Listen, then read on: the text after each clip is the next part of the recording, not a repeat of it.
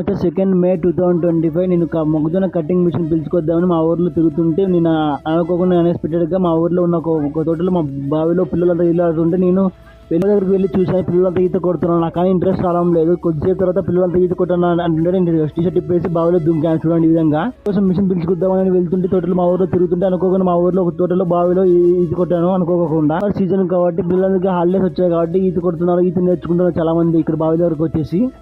కూడా ఈ విధంగా ఎప్పుడైనా ఏదో పని కోసం వెళ్ళి అనుకోకుండా ఏ పని చేశారో కామెంట్లు తెలియమర్చుకోకుండా, ఏ పని కామెంట్లు తెలియమర్చుకోకుండా కాసేపు బావిలో ఈత కొట్టి కబ్జూరు కొట్టేసి చాలా సేపు ఈత కొట్టాను బావిలోనే. ఇప్పుడు ప్రతిసారి మా తోటలో మా బావిలో ఎప్పుడు ఈత కొట్టి దుంకేవాడిని బావిలో. అనుకోకుండా మా ఊర్లో ఒక తోటలో ఒక బావిలో ఈత కొడుతున్నా. పిల్లలు ఎక్కువగా ఈత కొడుతుంటే వెళ్ళి అక్కడ ఈత కొట్టాను. అలా చాలా సేపు బావిలో ఈత కొట్టాను. చాలా ఆనందం వేసింది. మీకు ఈ విధంగా స్విమ్మింగ్ చేయడం అంటే ఇష్టం ఉంటే కామెంట్లు తెలియమర్చుకోకుండా, ఈ సమ్మర్ లో మీరు ఈత నేర్చుకున్నారా లేదా, ఈత కొడుతున్నారా లేదా కామెంట్లు తెలియమర్చుకోకుండా. ఈతకు వెళ్ళడం అంటే చాలా ఇష్టం నాకు. 4th క్లాస్ 5th క్లాస్ వయసులో ఉన్నప్పుడు ఈత నేర్చుకున్నాను. మీకు ఏ వయసులో ఉన్నప్పుడు ఈత నేర్చుకున్నా కామెంట్లు తెలియమర్చుకోకుండా. ఈత కొట్టడం స్విమ్మింగ్ పూల్ లో నేర్చుకున్నారు లేక మీ ఊరిలో బావిలోనా లేక మీ బంధువుల ఊరికి వెళ్ళినప్పుడు అక్కడ బావిలో ఈత నేర్చుకున్నారా కామెంట్లు తెలియమర్చుకోకుండా. కొద్దిసేపు అక్కడ ఈత కొట్టడం ఆపేసి అక్కడ బయలుదేరి వెళ్ళిపోయి నా పని చూసుకున్నాను. ఇంకా ఎక్కువ లోతైన ప్రాంతంలో ఎక్కడ ఈత కొట్టారో కామెంట్లు తెలియమర్చుకోకుండా. బావి చెరువు లేకున్నదా నేను అతిపెద్ద లోతైన ప్రాంతంలో కృష్ణా నదిలో ఈత కొట్టాను. నాకు అప్పుడు